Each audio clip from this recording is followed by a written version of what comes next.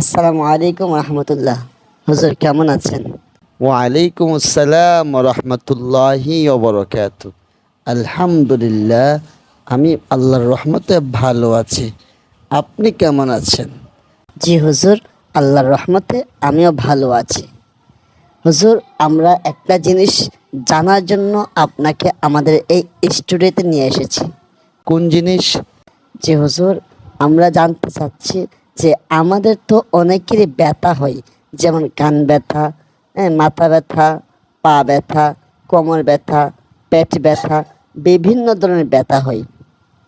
হুজুর, এই ব্যথা থেকে আমরা কিভাবে বেঁচে থাকবো? এই ব্যথা কমানোর জন্য কোন দোয়া আছে কিনা? হ্যাঁ, মাশাআল্লাহ, অনেক সুন্দর একটা প্রশ্ন করেছো। আমরা কিন্তু অনেকেই ব্যথার সম্মুখীন হই। হ্যাঁ, ঠিক আছে। আমি আপনাদেরকে একটা দোয়া শিখিয়ে দিব। ওই দোয়াটি যদি আপনারা পড়েন, নিয়মিত আমল করেন, ইনশাল্লাহ ব্যথা দূর হয়ে যাবে। কোন দোয়া হুজুর, যদি একটু বলতেন আমরা সবাই উপকৃত হতাম। ঠিক আছে, আমি বলছি, তোমরা শোনো।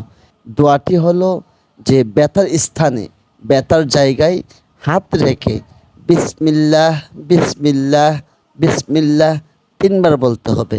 এরপরে আউযু বিল্লাহি ওয়া কুদরতিহি মিন শাররি মা আজিদু ওয়া উহাযির, এই দোয়াটি 7 বার পড়তে হবে। ইনশাআল্লাহ আল্লাহর রহমতে ব্যথা দূর হয়ে যাবে, যে কোনো ব্যথা ভালো হয়ে যাবে।